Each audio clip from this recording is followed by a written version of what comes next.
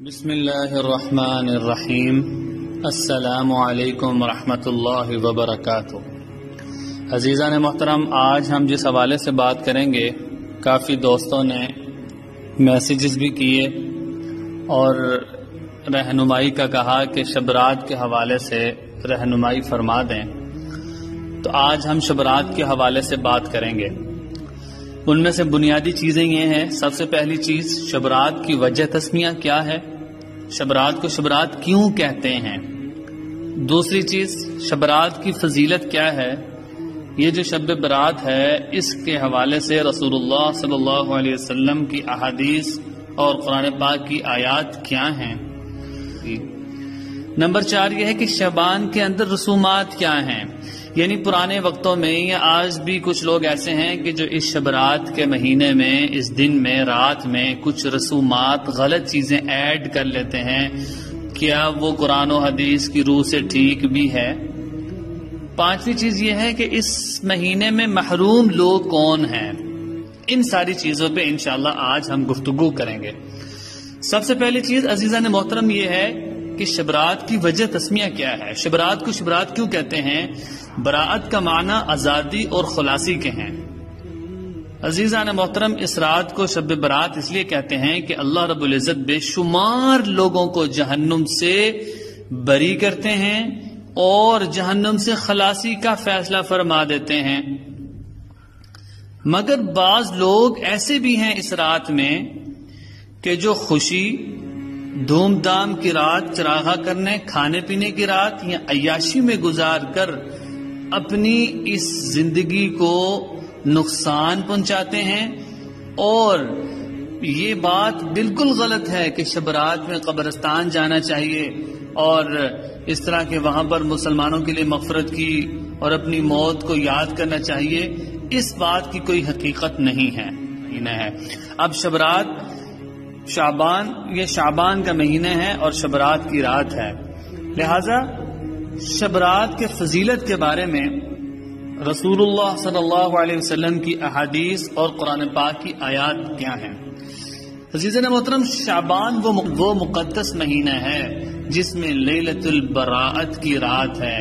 قرآن پاک میں اس بابرکت رات کا ذکر اللہ تعالی نے کچھ اس طرح فرمایا، اعوذ باللہ من الشیطان الرجیم، بسم اللہ الرحمن الرحیم، حامیم والکتاب المبین، انا انزلناه فی لیلۃ مبارکۃ انا كنا منذرین فیہا یفرق کل امر حکیم امرا من عندنا انا كنا مرسلین۔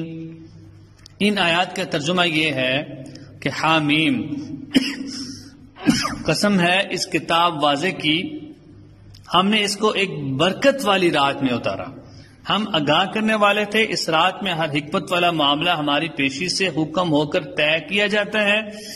بے شک ہم آپ صلی اللہ علیہ وسلم کو پیغمبر بنانے والے ہیں۔ گویا کہ اس رات کی فضیلت میں یہ بات بتا دی کہ یہ برکت والی رات، اس سے مراد کیا ہے۔ انا انزلناہ فی لیلۃ مبارکہ، اس سے مراد شعبان کی 15ویں رات ہے جس کو لیلۃ البراءت کہتے ہیں۔ ایک بات یہ ہوگی۔ اب اس رات کی فضیلت کے بارے میں رسول اللہ صلی اللہ علیہ وسلم نے فرمایا کہ جب شعبان کا مہینہ آئے تو اہتمام کے ساتھ چاند کی تاریخ کو شمار کر کے رکھا کرو اور اہتمام کے ساتھ اس کے چاند کو تلاش کیا کرو۔ ایک اور حدیث میں ہے کہ آپ صلی اللہ علیہ وسلم شعبان کے مہینے کے چاند کا جتنا خیال فرماتے تھے اتنا کسی بھی مہینے کا خیال نہیں فرماتے تھے۔ ابو داؤد کی یہ روایت ہے۔ اس سے پتہ چلا کہ رسول اللہ صلی اللہ علیہ وسلم کا ارشاد بھی ہے کہ شعبان کی 15ویں رات ہو تو عبادت کے ساتھ بیدار ہو اور اس کے درمیان روزہ رکھو، کیونکہ اللہ تعالیٰ اس رات غروب آفتاب کے وقت ہی سے آسمان دنیا پر نزول ہوتے ہیں، نزول فرماتے ہیں اور فرماتے ہیں کوئی مغفرت اور بخشش کا خواستگار کہ میں اس کو بخش دوں۔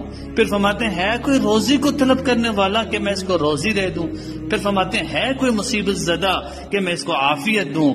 جب وہ عافیت کی دعا مانگے، صبح صادق تک اس طرح اعلان ہوتا رہتا ہے، اور اللہ تعالیٰ اپنی رحمت کا اعلان صبح تک اس طریقے سے کرتے رہتے ہیں۔ حضرت عائشہ صدیقہ رضی اللہ عنہا فرماتی ہیں کہ میں نے اس رات رسول اللہ صلی اللہ علیہ وسلم کو سجدے میں یہ دعا مانگتے ہوئے سنا، اللہم انی اعوذ بعفوک من عتابک واعوذ بک برضاک، تیرے عتاب سے تیری عافیت کی پناہ مانگتا ہوں، اور تیری ناراضگی سے تیری رضامندی کی پناہ مانگتا ہوں، اور میں تجھ سے پناہ کا خواستگار ہوں۔ تیری شان واضح ہے، میں تیری تعریف کا حق ادا نہیں کر سکتا جیسے تو اپنی تعریف خود کر سکتا ہے۔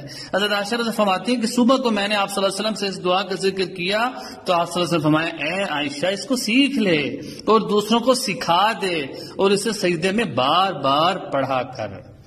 پتہ چلا کہ یہ جو رات ہے یہ بڑی بابرکت رات ہے، اس میں اللہ اعلان کرتے رہتے ہیں بخشش کا، روزی میں وسعت کا، اور اللہ مغفرت کا اعلان کرتے رہتے ہیں۔ ایک خرابی یہ ہے کہ بعض لوگ شب رات کے لیے فرائض کی طرح اس میں لوگوں کو جمع کرنے کا اہتمام کرتے ہیں اور شب داری کو عبادت سمجھتے ہیں۔ عزیزان محترم، شریعت میں اس کی کوئی اصل نہیں ہے کہ ایک اجتماعی عبادت شب رات کی رات کو کی جائے اور لوگ پوری رات ناتے ہیں اسپیکر میں اور تلاوتیں پڑھتے ہیں اور اجتماعی عبادت کرتے ہیں، حالانکہ اس اجتماعی عبادت کی کوئی اصل نہیں ہے۔ دین یہ کہتے ہیں کہ اس رات اللہ سے عبادت کرو، بخشش طلب کرو، اور اپنے لیے وہ اعمال اختیار کر لو کہ جو بخشش کا ذریعہ بن جائیں۔ اب آخری چیز یہ ہے کہ اس رات میں محروم لوگ کون ہیں؟ رسول اللہ صلی اللہ علیہ وسلم صاف فرماتے ہیں کہ اس مبارک رات میں بھی بعض لوگ محروم و بدقسمت لوگوں کی بخشش نہیں ہوتی۔ اس میں سے ایک وہ آدمی ہے جو مشرک ہے، جو ہر وقت شرک کرتا رہتا ہے۔ دوسرا آدمی کون ہے؟ دوسرا کینہ رکھنے والا آدمی ہے۔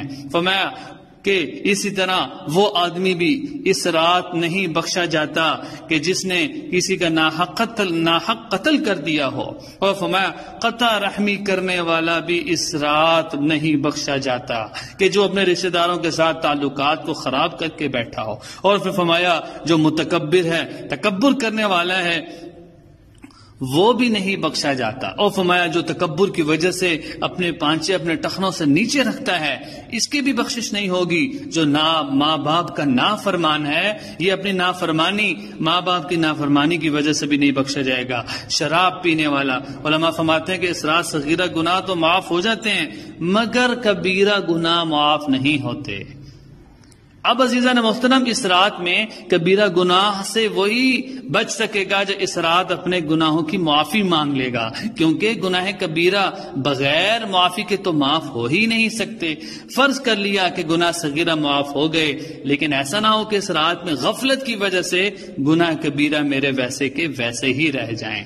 تو یہ رات اللہ سے مانگنے کی رات ہے، یہ رات اپنے مسائل حل کروانے کی رات ہے، یہ رات اللہ کے سامنے رونے گڑ گڑانے کی اور انفرادی عبادت کرنے کی رات ہے۔